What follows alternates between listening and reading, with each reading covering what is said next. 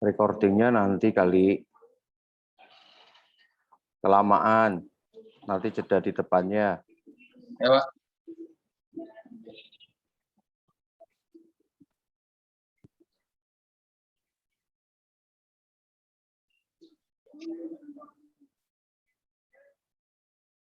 Tak pindah host ya, Pak ya.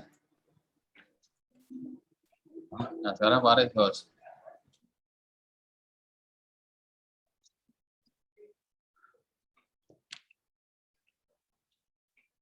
Lah.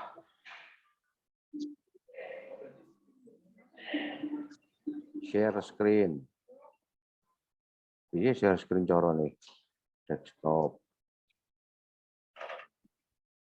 Siapin dulu, Pak. Dulu bukain. Hah? Siapin dulu. Ini. Ya, udah Terus ini. stop share. Nah, setelah lagi. Share screen. Nah, balik nih. Mulai lagi dari pertama. Cepat, ya kan? Nah, ketika semuanya harus serba cepat, ya kan? Apakah kita masih termasuk orang yang sabar? Ketika di HP kita pun kita buka satu aplikasi, terus aplikasinya itu muter-muter, ya kan? Aplikasinya muter-muter, dan ketika aplikasinya muter-muter, kita sering mengeluh, bahkan marah. Karena kita sudah benar-benar terpola oleh sesuatu yang serba cepat. Apakah itu bagus? Bagus. Tapi di sini ketika Anda di industri ini, ya, bahwa sabar itu salah satu kunci keberhasilan. Kunci keberhasilan adalah sabar. Ya. Pak, saya nggak sabar, saya ingin cepat-cepat berhasil. Loh ya enggak apa-apa, silahkan aja. Tapi prosesnya itu tetap harus dijalani. Karena kita pernah mendengar bahwa hidup ini perlu perjuangan. Ya kan? Kecuali Anda sudah berada di 1 meter di atas permukaan tanah, itu nggak perlu berjuang. Tapi selama Anda masih berada di atas tanah, itu Anda harus berjuang. Hidup ini perlu perjuangan. Hidup ini nggak bisa santai. Ya kan? Pak, nggak bisa santai kok harus sabar. Sabar sama lambat itu beda. Sabar sama malas itu beda. Anda harus tahu bahwa sabar sama malas itu beda. Sabar sama santai itu juga beda. Ya kan? Orang yang sabar itu selalu fokus pada kegiatan. Orang sabar itu bukan berhenti dan malas-malasan. Ketika Anda, oh saya sabar Pak. Ketika manajer-manajer Anda, ini saya bicara untuk tenaga pemasar ya, ketika manajer-manajer Anda bilang, ayo cepat closing, ayo cepat, sabar Pak, semuanya akan indah pada waktunya. Terus Anda nggak ngapa-ngapain, terus kapan Anda bisa closing, ya kan? Sabar itu bukan lambat, tapi harus tetap melakukan sesuatu, harus fokus pada satu kegiatan, dan Anda harus percaya bahwa segala sesuatu perlu waktu. Seorang petani ketika dia menanam padi, menanam tanaman, itu perlu waktu. Apa yang dia lakukan? Dia lakukan apa yang harus dilakukan. Dia menanam, dia cari bibit, dia mencangkul, dia menanam, dia memupuk. Dia sabar menunggu waktunya tiba. Ya. Demikian juga ketika kita di industri ini, apa yang harus kita lakukan? Bagi saya yang penting, yang pertama, Anda harus sabar dalam belajar. Pak, saya udah hebat di bidang marketing. Saya di perusahaan yang lalu, di perusahaan yang berbeda, saya ini nomor 1. Betul, silahkan Anda nomor 1, dan itu memang bagus. Tapi Anda harus ingat bahwa industri ini sangat berbeda. Industri ini sangat berbeda dengan apa yang Anda pikirkan. Tentunya bagi teman-teman yang masih baru, Anda ini terjun di bisnis ini, itu harus ada sesuatu yang harus Anda pelajari lagi. Nah, kecuali Anda sudah pernah ya, Anda sudah pernah di perusahaan seperti ini, sejenis, dan Anda masuk, Anda nggak perlu belajar. Tapi ketika saya bicara dengan teman-teman yang masih baru, Anda harus belajar. Ketika Anda di training, Anda harus benar-benar belajar. Belajar apa? Belajar segala sesuatu. Belajar bagaimana cara menawarkan, bagaimana presentasi, bagaimana dalam belajar analisa, itu semuanya harus sabar. Dan saya melihat ada satu, kebetulan orang ini ada di kantor Semarang. Orang ini luar biasa.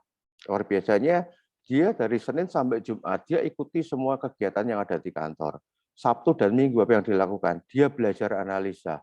Dia nggak ngerti apa yang namanya teknikal, dia nggak ngerti apa yang namanya fundamental dengan kata-kata Hawkins lah, Dawkins lah, segala macam. Sabtu dan Minggu dia gunakan waktunya untuk belajar. Dan apa hasilnya? Dia hari ini sudah menjadi manajer. Itu saya sangat sangat appreciate sekali dengan orang yang seperti itu. Ya, jadi yang pertama Anda harus sabar dalam belajar. Yang kedua Anda harus sabar dalam masalah timing, ya. Anda harus sabar dalam masalah timing. Untuk timing apa?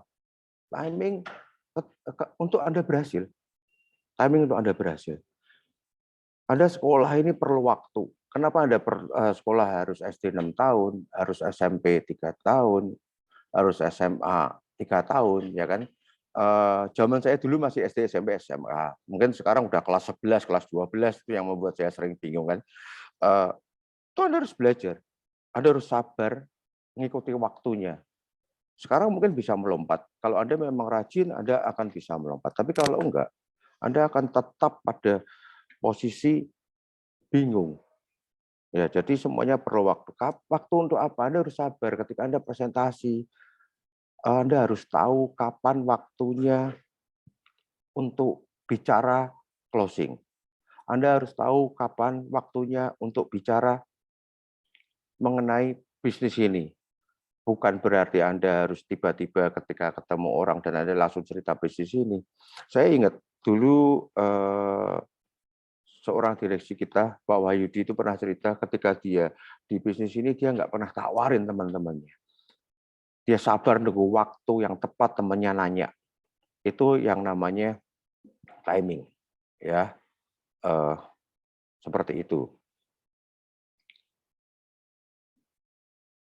Jadi waktu yang pertama Anda harus sabar dalam belajar, yang kedua Anda harus sabar dalam timing atau waktu. Kalau bicara mengenai sabar, ini kita bicara mengenai perasaan. Kita harus bisa menguasai kalau kita mau closing kita harus bisa menguasai perasaan kita sendiri. Kita bisa ngatur perasaan kita. Dan sabar belajar dan sabar timing itu. Berapa banyak orang yang ketika di awal habis di training itu menggebu-gebu semangat mat 5 besok mau closing dan lain sebagainya, ditanya mau closing berapa dan Anda pasti punya jawaban yang luar biasa. Anda begitu excited, Anda begitu semangat, Anda begitu antusias. Tapi ketika Anda nggak jaga perasaan Anda nggak sabar dalam menghadapi apa yang harus Anda lakukan, itu nggak lama. Sebulan, mungkin 2 bulan, Anda udah merasa, oh bisnis ini nggak cocok buat saya. Saya mau kasih tahu satu hal, bahwa setiap orang bisa closing. Setiap orang bisa closing. Cuman masalahnya, tidak setiap orang mampu untuk closing. Bagaimana bisa mampu? Ya Anda harus sabar, Anda harus belajar, Anda harus punya timing yang tepat. Itu kita bicara untuk masalah mengelola perasaan ya. Terus yang berikutnya, disiplin. Disiplin, jadi kalau mau closing, selain sabar juga harus disiplin, ya kan? Disiplin dalam hal apa? Disiplin ini bisa diasah. Oke, ini sabar. Next, ininya, slide-nya. Disiplin. Disiplin mengenai personal. Ya, disiplin mengenai personal. Ketika Anda mau closing, ini mestinya dasar kok. Saya bicara mengenai tenaga teman-teman yang barusan join, yang teman-teman yang belum closing. mungkin Anda bertanya-tanya, kenapa saya kok nggak closing-closing? Saya sekarang tanya balik ke Anda. Tanya balik ke Anda. Apakah Anda sudah disiplin secara personal? Saya pengen tanya, Anda masuk jam 9 sampai jam 5 sore. Apakah dari jam 9 sampai jam 5 sore itu Anda benar-benar tuangkan waktu Anda disiplin untuk diri Anda sendiri, untuk mengerjakan sesuatu yang mengarah ke closing? Ada nggak teman-teman yang dari jam 9 sampai jam 5 yang dipikirkan itu hanya bekerja dan bagaimana closing?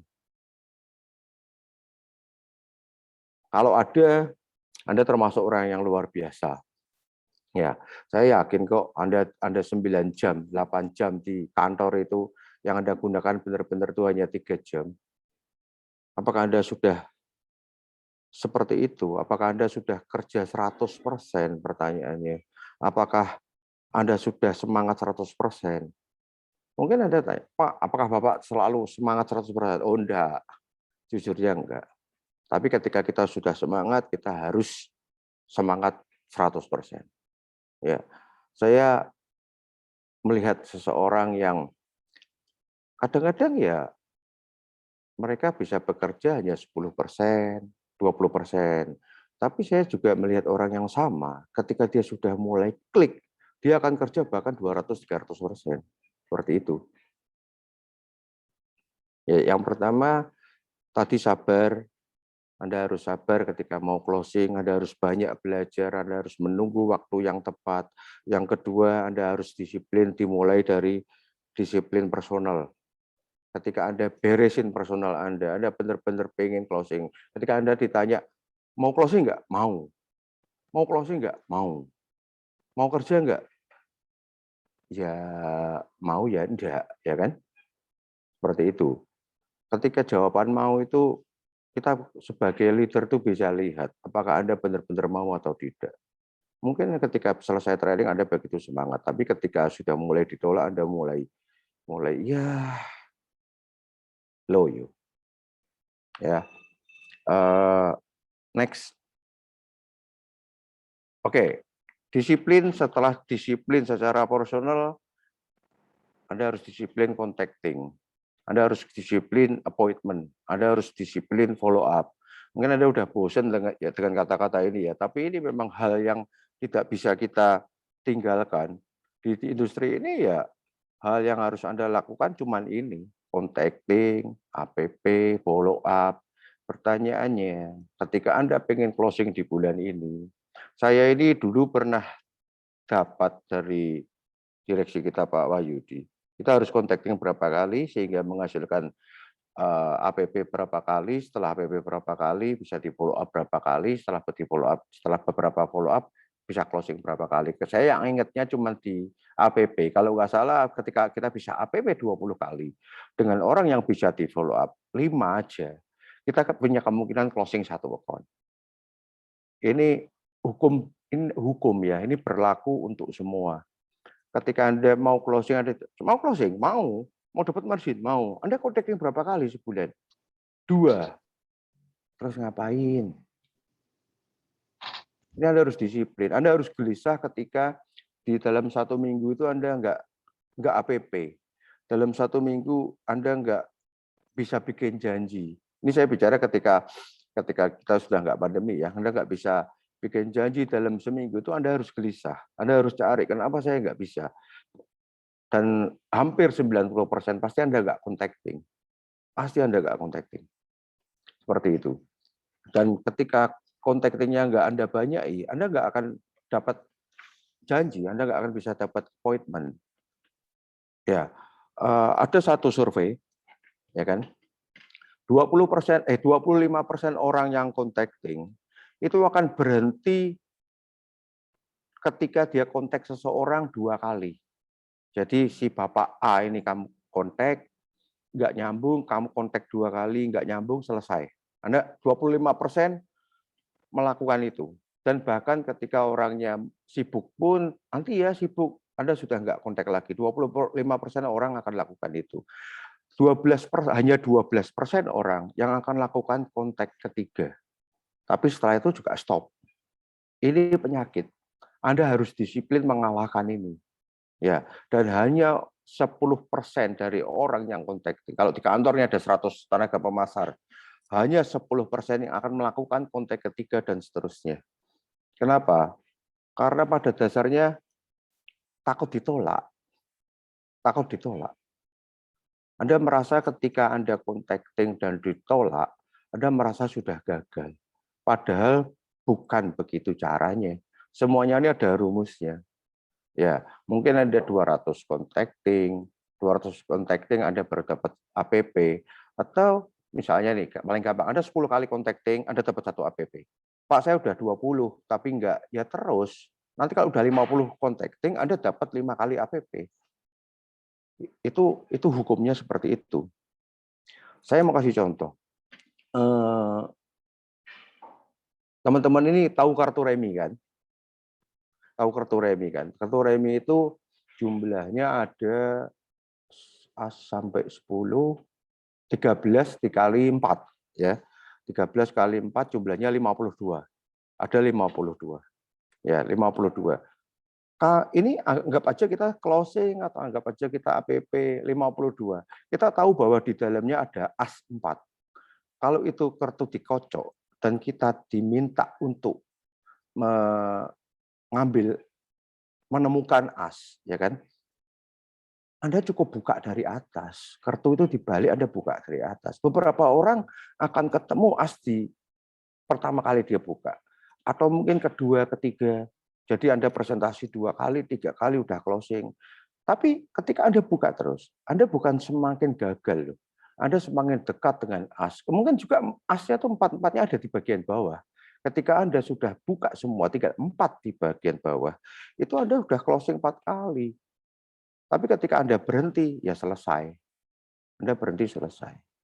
Dan penyakitnya, Anda ini kan dapat allowance lah, dapat uang kehadiran, dan lain sebagainya. Ketika itu sudah nggak dapat, Anda merasa, oh kerja kok nggak dibayar. Itu bukan. Itu salah Anda nggak berjuang di awal. Anda harus berjuang di awal untuk mendapatkan as itu. Semakin cepat Anda buka, itu semakin cepat Anda closing. Semakin banyak Anda presentasi, semakin cepat Anda akan closing. Seperti itu. Saya ini suka main-main dengan main-main dalam tanda kutip bagus ya. Ketika ada tenaga pemasar baru dan dia nanya, saya nggak closing. Saya suruh dia ambil kertas. Saya suruh bikin 1 kotak atau bujur sangkar 10 kali 10. Ya kan, 10 kali 10. Tiap kali dia presentasi, saya suruh atau APP saya suruh nyentang 1. Saya suruh nyentang 1. Yang kedua, centang lagi 1. Presentasi pada orang yang tepat dan benar ya. Saya ngomong, ayo kita bertaruh. Kalau sampai ini penuh kamu belum bisa closing, belum dapat nasabah, saya kasih nasabah buat kamu. Dan apa yang terjadi? Saya nggak pernah kalah. Saya nggak pernah kalah. Karena bukan hanya mereka belum selesai mencentang kertas itu, tapi bisa juga mereka belum selesai, mereka udah pergi. Mereka sudah merasa bisnis ini nggak cocok gitu. Ya kan? Seperti itu. Jadi, Pak, kok cuma biasa contacting APP dan follow up? Iya, tapi tolong kali ini contacting APP dan follow up yang benar-benar disiplin, ya kan?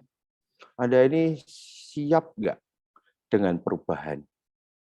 Ya, yang biasanya Anda mungkin santai, tapi ini harus mendisiplinkan diri. Ketika coba gini aja, kita balik. Kalau Anda nggak berhasil dapat APP 1 dalam seminggu, Anda didenda 5 juta. Anda kira-kira akan gila-gilaan APP nggak? Seperti itu. Dan jangan lupa setelah kita bisa contacting, kita bisa follow up, ya kan? Kita bisa closing ketika kita sudah bisa follow up. Dan satu survei lagi, ini mengerikan. Orang yang presentasi, 48%-nya tidak pernah di follow up. Tidak pernah di follow up. Ini jadi ngeri ya, contacting ini cuma 25%, 12%. Tapi ketika follow up, ini Anda APP, Anda APP 10 kali, yang Anda follow up itu nggak lebih dari 5. Ya. Andai kata Anda ini harus makan sehari 3 kali, coba Anda APP seminggu 3 kali aja. Saya yakin kok Anda cepat closing. Tapi kalau ya minggu ini lewat, kita coba minggu depan lewat lagi, ya sudah nggak apa-apa. Minggu depan lagi, wah lewat lagi. Akhirnya Anda nyerah, Anda merasa bahwa industri ini nggak cocok buat Anda. Ya, itu jadi yang pertama tadi kita harus sabar, itu mengelola perasaan kita. Yang kedua, kita harus disiplin. Ya, sadis itu sabar dan disiplin. Yang kedua, Anda harus disiplin.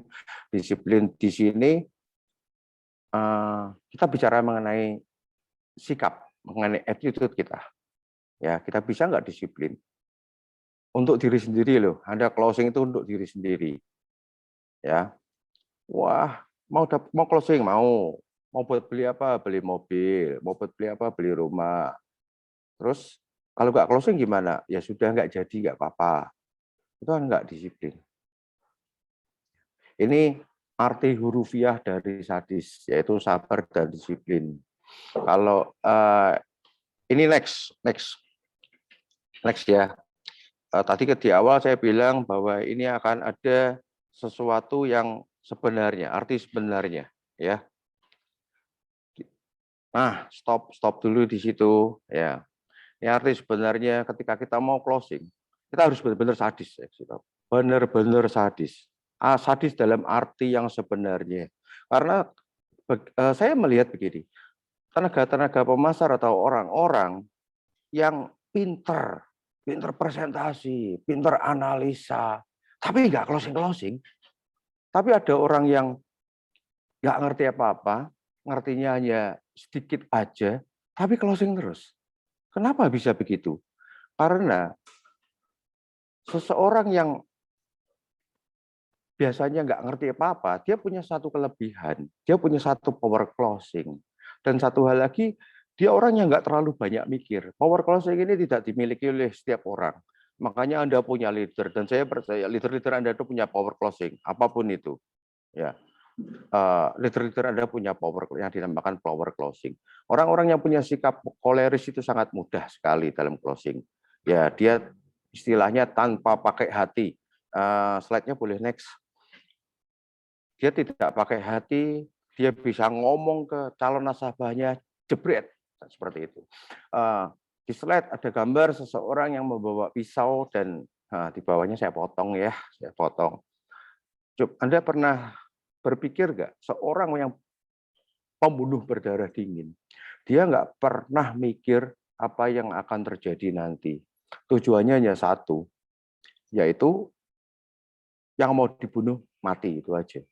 Dia siapkan, bukan dia ngawur ya, tapi dia siapkan caranya, mau dibunuh pakai apa, kapan waktunya, dia mempelajari segala sesuatunya.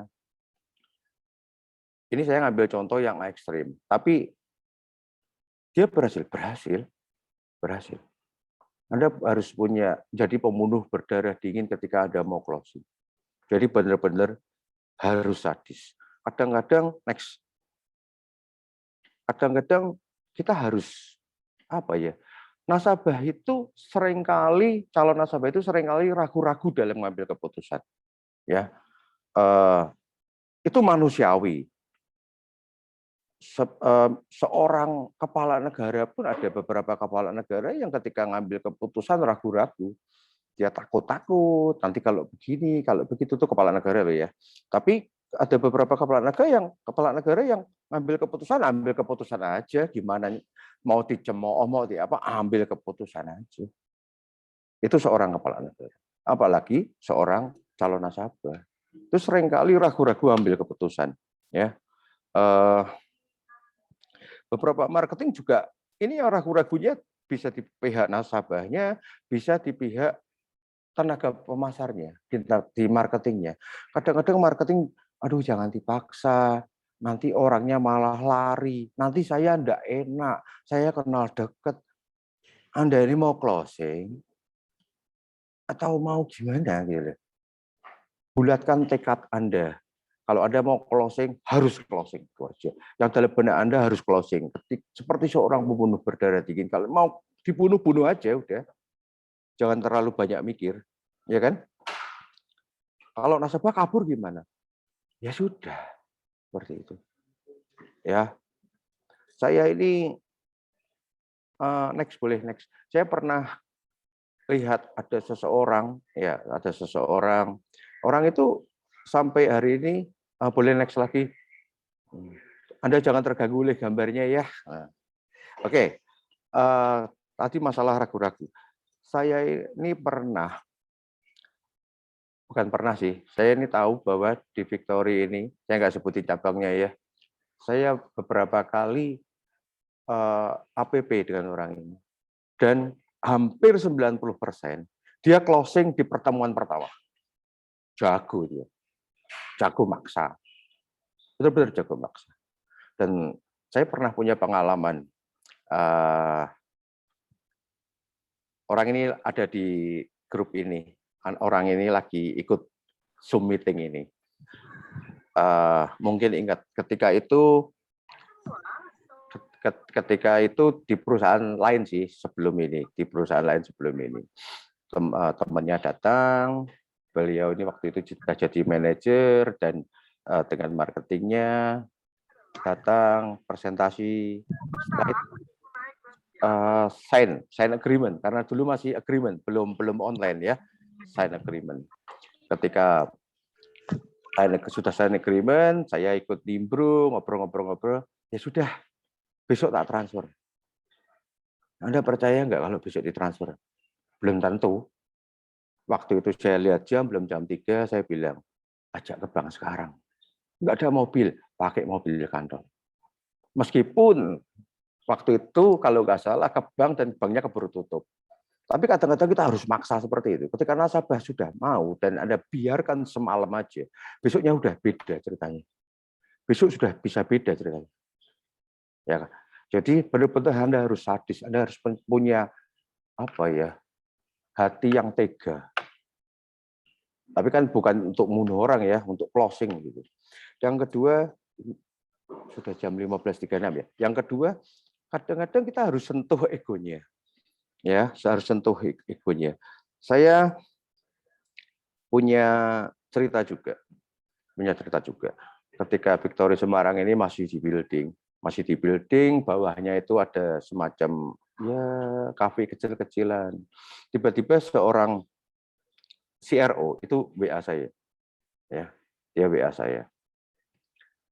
Pak, bantuin. Calon nasabah saya ada di bawah. Saya ini nggak ngerti apa-apa. Saya cuma turun, saya ikut nimbrung, ngobrol. Dan orang ini masih tarik ulur. Dan ini yang kita harus, yang saya namakan harus sentuh egonya. Kebetulan ini si Aro kan mesti cewek ya. Dan ini yang ditawari koko gitu. Dan saya ngomong, karena saya cuma dengerin ngobrol ngalor gitu, dan dia ngomong bahwa ya ini nunggulah ini nanti kalau hasil demonya bagus nanti saya masuk. Itu kan selalu begitu kan. Ketika saya lihat punya peluang untuk sentuh egonya, saya cuma ngomong, kok percaya nggak dengan ini? Waktu itu dia sempat berhenti, kaget, dan dia ngomong, percaya. Kalau percaya, ngapain harus demo? Register aja terus transfer. Wah, dia tersentuh egonya. Setelah itu saya tinggal. Setelah ngobrol itu saya tinggal. 2 hari kemudian, si Aro itu datang ke saya, Pak, sudah transfer. Dan Koko yang tadi, yang kemarin ketemu itu pesen, saya percaya sama marketing itu, sama si Aro itu. Makanya saya transfer loh. Ngeri kan? Saya juga pernah ya, beberapa kali saya lakuin seperti itu ketika timingnya tepat. Kita ini harus sadis. Kita harus sentuh egonya seperti itu. Ya. Bahkan ini ekstrim sih, ekstrim. Saya sering kali ketika habis APP, mungkin nasabahnya alasannya jual rumah lah, nunggu mobilnya laku lah, nunggu depositonya cair lah. Itu kan juga harus hadis. Itu harus hadis. Dalam arti kata kita carikan solusi bagi mereka.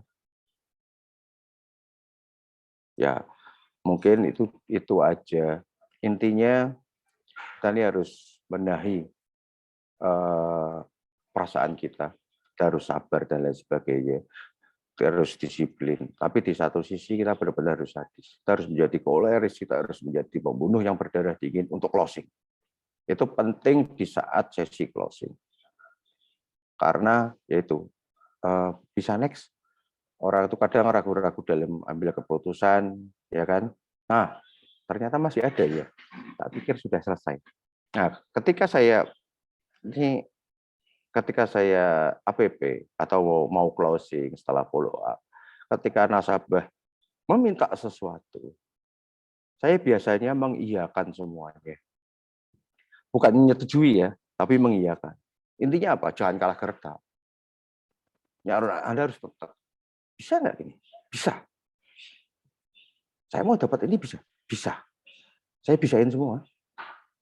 Nanti baru diolah. Karena apa? Karena nasabah itu sukanya gini. Bisa nggak kamu ngasih saya 10% sebulan? Ketika kita jawab nggak bisa, dia mau ya udah saya nggak ikut. Dia kan mengharapkan jawaban kita jawab nggak bisa. Tapi ketika bilang bisa, dia akan bingung. Dan ketika bingung kita masuk menjelaskan untuk hal lainnya, ya. Intinya yang terakhir juga Anda jangan terlalu banyak berpikir ketika mau closing. Pokoknya hajar bleh. Intinya closing. Ketika Anda sudah mau closing, Anda mau beli mobil, mau beli rumah, ketika Anda nggak closing, mobil dan rumah itu lenyap, itu aja. Itu mungkin nggak begitu terlalu apa ya, nggak terlalu menggores Anda. Tapi ketika maaf kata nih, ketika Anda nggak closing, terus orang yang paling Anda kasihi, maaf ya, meninggal, kira-kira apa yang Anda lakuin? Anda akan gila-gilaan dalam mencari margin. Itu aja.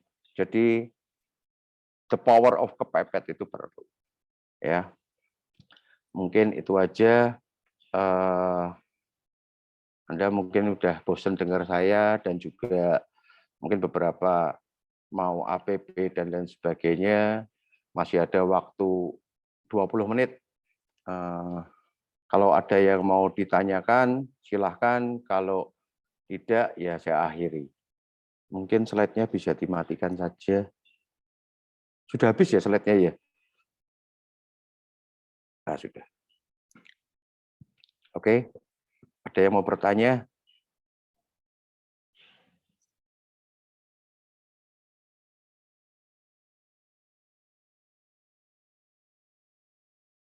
Nggak ada ya?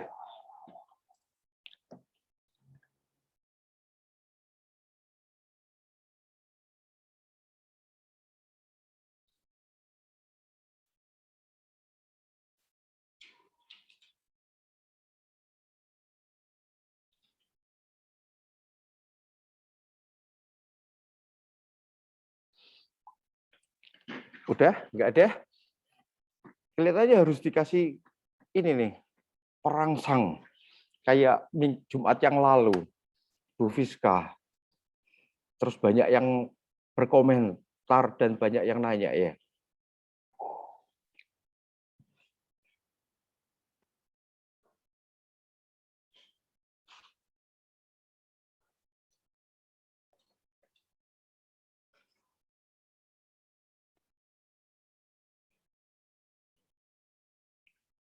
Oke, Pak Fafan, kasih dong perangsang. Nanti saya kasih, Pak. Oke, ini ada Gading 26AB. Saya mau bertanya, Pak, kalau untuk memberikan keyakinan dengan nasabah itu, yang sadisnya versi Bapak bagaimana? Memberikan keyakinan untuk apa ini?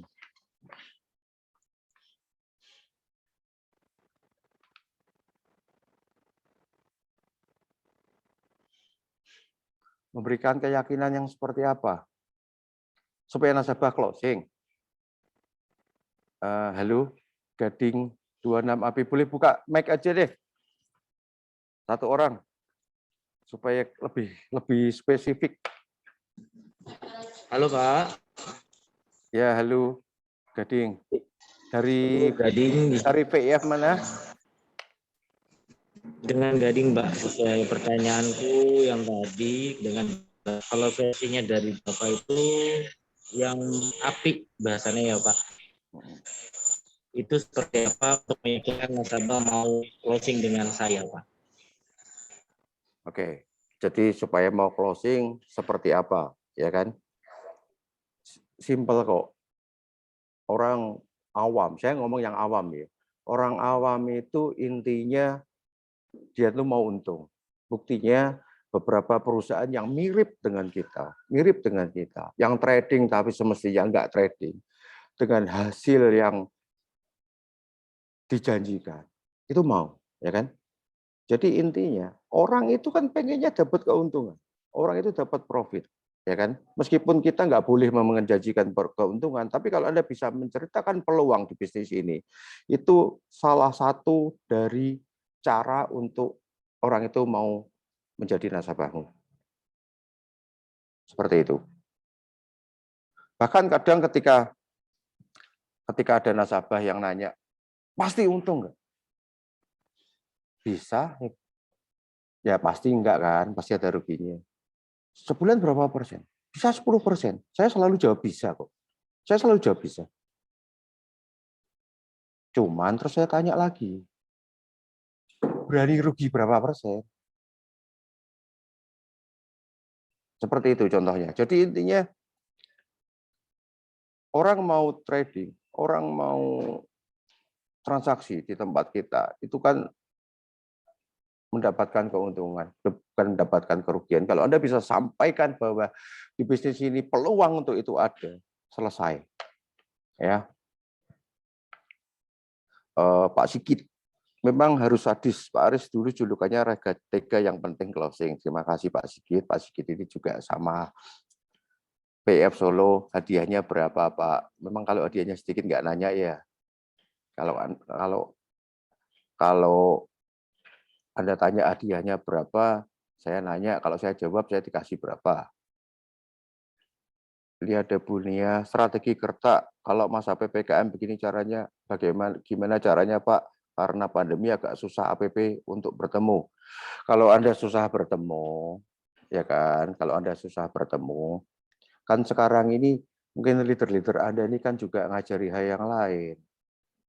Anda bisa ketemu lewat Zoom, Anda bisa ketemu lewat video call, Anda bisa ketemu lewat WhatsApp call, dan lain sebagainya. Kita ini nggak perlu ketemu nasabah.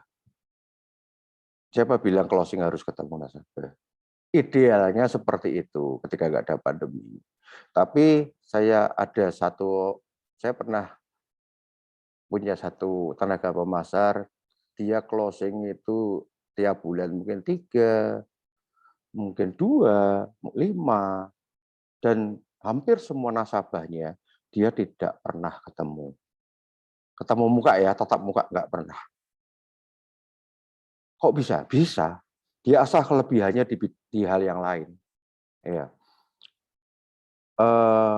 Aduh, nggak boleh bicara fisik di sini ya. Bicara fisik bisa kena undang-undang ITE ya.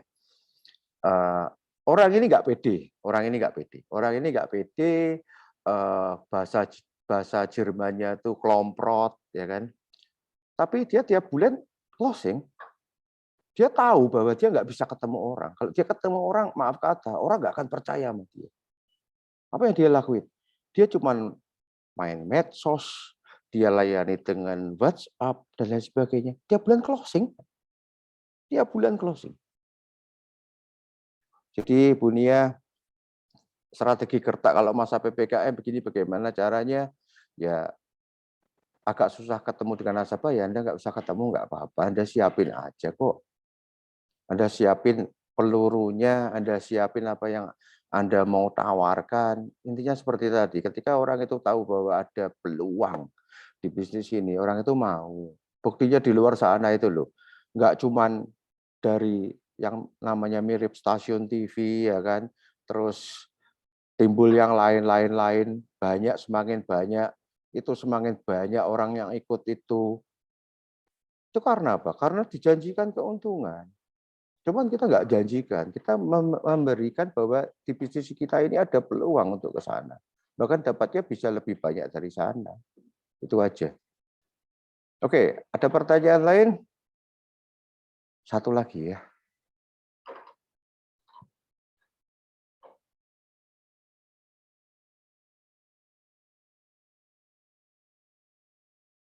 VF Solo ini luar biasa ya kan. Bahasa kerennya mata duitan, hadiahnya berapa Pak? Tapi nggak apa-apa, orang yang mata duitan biasanya closing terus. Disiplin yang utama untuk closing itu apa Pak? Ini dari LAOD ya. Disiplin yang utama untuk closing itu tadi saya sudah katakan bahwa yang penting sebelum ada disiplin untuk contacting, ada disiplin untuk APP, itu harus disiplin untuk diri Anda sendiri. Anda harus disiplin untuk diri Anda sendiri. Anda berada di kantor tiap hari, itu untuk apa? Apakah Anda datang seenaknya sendiri jam 10, ya kan? Masuk jam 9, masuk jam 10, suruh masuk jam 10, masuk jam 11, ya kan? Ya, yang penting dari personal Anda sendiri. Anda harus bisa mendisiplinkan diri Anda sendiri sebelum Anda closing. Dia bakalan nyalahin gue apa? Ya, jadi yang penting apa, disiplin diri sendiri. Anda masuk dari pagi sampai sore, ya kan? Itu apa yang Anda lakukan? Anda masuk dari pagi sampai sore itu kalau Anda masuk jam 9, ikut briefing 1 jam, ya kan? Setelah ikut briefing 1 jam, kalau Anda nggak disiplin setelah ikut briefing 1 jam, jam 10 selesai, Anda mulai ngobrol, ya kan? Ngobrol, mungkin contacting 2 kali, 3 kali, setengah 12 menghilang, makan siang, baliknya jam 2, hihi, jam 4, setengah 5, briefing sore, pulang, mau closing. Susah. Ya, itu aja. Terima kasih Pak Sadis, oke, terima kasih kembali, ya kan?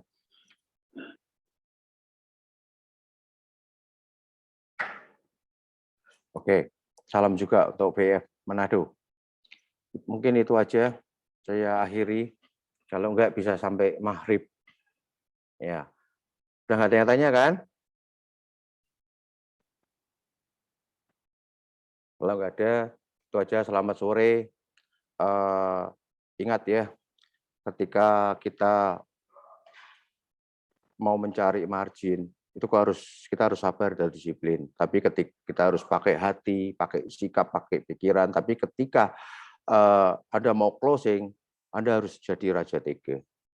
Anda harus sadis, ya. Saya bisa paksa orang untuk ke bank, ketika dia ngomong nggak bawa mobil, kita antar pakai mobil kantor, ya kan? Intinya kita harus sadis. Bahkan saya bisa paksa orang untuk cairin deposito, ya kan? Seperti itu. Oke, itu aja. Kalau udah nggak ada yang tanya, terima kasih semua sudah mau mendengarkan saya, ya kan? Pak Rawing, saya pikir harus bawa golok biar kelihatan sadis, ya no problem. Kalau memang hal itu bisa menjadikan closing dan baik, bawa aja.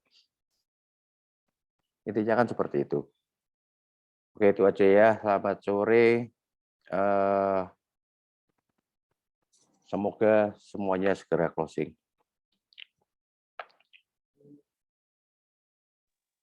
Amin, Pak. Oke, host bisa dimatiin. Thank you, Pak.